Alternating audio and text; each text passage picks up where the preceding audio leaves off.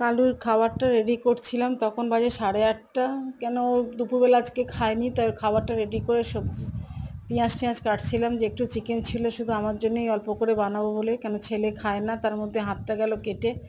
যাই হোক, একটু পেঁয়াজ টমেটো আর একটুখানি 2 পিস মাংস কুচি কুচি করে একটা যা হোক রেসিপি করে নিলাম।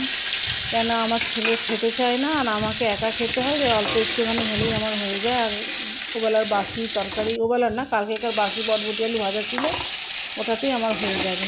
ওই চিকেনটাকে একটুখানি কোনো রকম নেড়ে ঝেড়ে নিয়ে একটুখানি পেঁয়াজ আদা রসুন পেস্ট কাঁচা লঙ্কা দিয়ে করে নিলাম। আর এই বটবটি আলু ভাজা আর এই চিকেন নিয়ে খেতে বসে গেলাম। খুব ভালোই লাগছিল খেতে খাওয়াটা। বটবটি আলু দিয়ে ভাজার ভাতটা প্রথমে খেলাম, তারপরে খেলাম চিকেন দিয়ে।